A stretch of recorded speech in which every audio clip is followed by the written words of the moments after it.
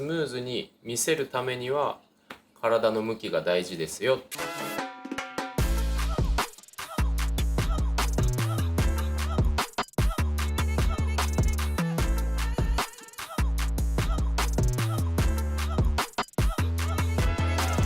んにちは、今週です。いきます。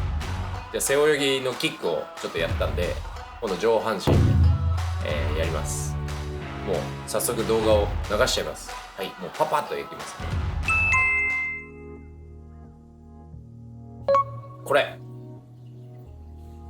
このパターンの背泳ぎ、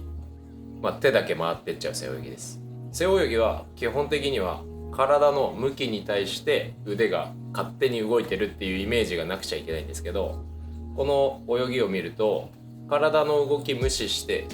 手だけ先行して泳いじゃってるので、この背泳ぎはね、じゃあ例えば成人水泳やってても、子供の育成ぐらいの子たちを見ても、もうなんだったら選手で背泳ぎが苦手な子たちを見ても結構これ多いです。今の言ってたやつを水中からもあるんで、水中からも見ときましょう。水中で見ても、手が入ってすぐお水をかいちゃうっていうのも見えますし、体の向きに対しての、左右の腕の動きも本当にタイミング合ってるのかなっていうふうにちょっと疑問を感じるようなタイミングだと思うので、まずここに気づければ直しやすいです。でこれなんでこうなるかっていうと、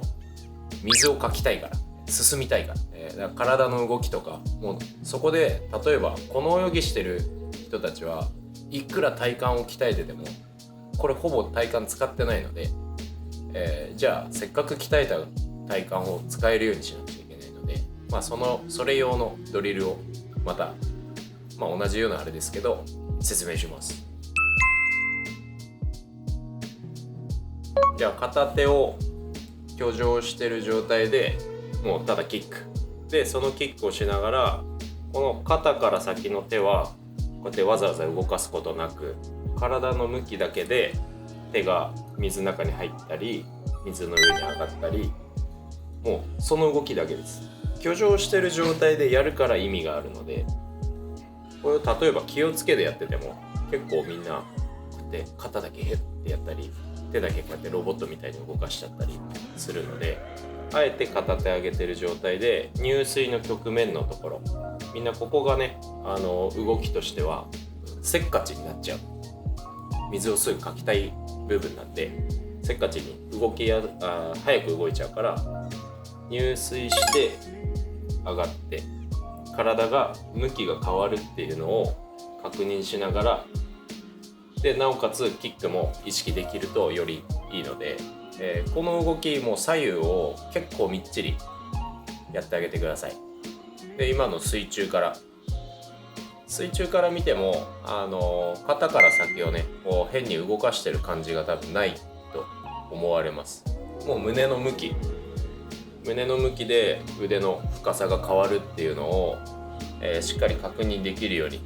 しましょう。人によりますけど、手が水の上に上がってるか水の中に入ってるかっていうのはだいたい確認できることなので、手先で確認しちゃうとまた手だけこうやって動かしちゃうから、しっかり胸を回してるっていうのをこの水中映像を見ても多分見てわかると思うので、できるだけゆっくり、もうこの映像と同じぐらいゆっくり回せるようにしてください。結構こういうじゃあドリルやりましょうって言ってやらせた時に、なんか本当にいきなりピャッピャッピャッってめっちゃ早く動かす方が結構いるんですけど、それはちょっと力みでしか言ってないので、できるだけキックしながらゆっくり回してって胸開いてゆっくり戻ってこれるようにしてあげると、動き自体の、連動が重なってくるんで、噛み合ってくるんで、できるだけゆっくり動かせるようにしてください。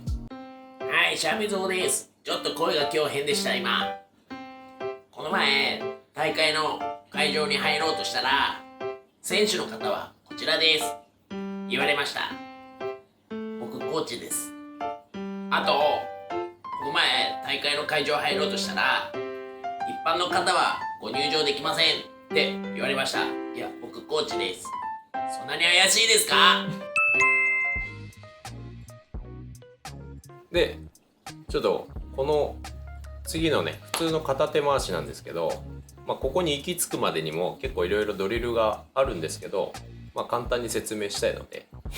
さっきの片手挙上の状態をしっかり意識、体をね向けた状態で意識できたら、じゃあそこから片手回ししてみて、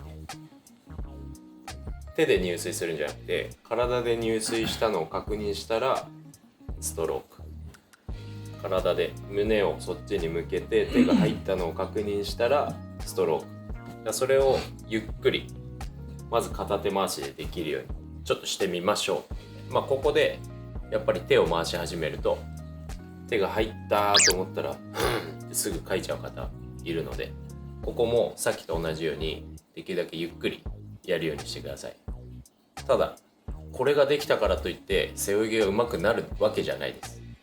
1個次のドリルまでゆっくりできるようになったら背泳ぎがちょっと上手になるから、次のやつまでしっかりやってみましょう。じゃあ3つ目、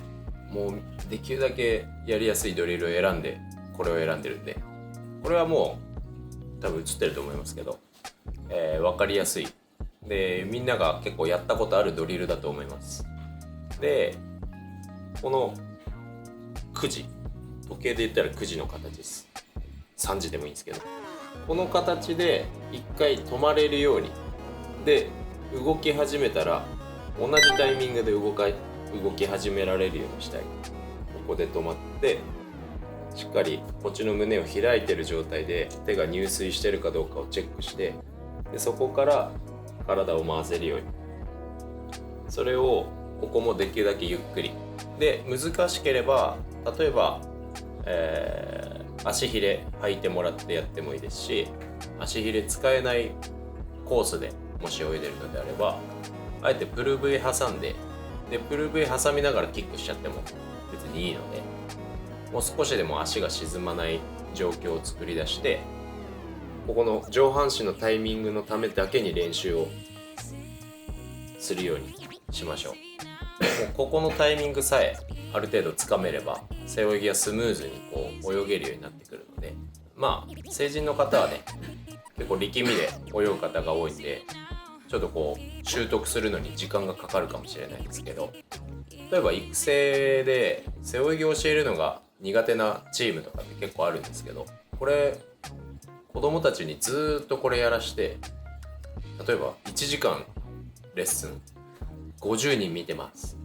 50人ずっと同じことやらして、じゃあ 25m9 本これやって1本だけスイムやれって言ったら30分あれば大体できます。そのぐらい同じこと繰り返させて、タイミングだけもし取りたければしつこくやった方がいいので、ぜひこれをね、順番通りでもいいですし、間にキャッチアップの背泳ぎ挟んでもらってもいいので、できるだけ体の向きに対してこの腕がどこにあるかっていうのをしっかりチェックできる時間を作ってあげるようにしましょう。で最後背泳ぎの、完成形ですね。こう見ててスムーズに見えるかどうかです。もう他の種目もそうですけど、いかにスムーズに見せるか、見せる気持ちがあるかです。自分がこう泳いでて泳ぎやすいっていう泳ぎって意外とぎこちなかったりとか力みが強かったりするので、スムーズに見せるためには体の向きが大事ですよっていう今日ねドリルを最初からやってきてるので、できるだけここの理想に、近づけるように、完全にコピーしてやってもらってもいいんですけど、タイミングとかを手のタイミングじゃなくて体の向きに対して手がどこにあるかっていうタイミングを覚えられるようにしてあげてください。ということでこんな感じでインスタ、ツイッター、フェイスブックフォローお願いします。チャンネル登録といいねよろしくお願いします。以上、ジュバイ。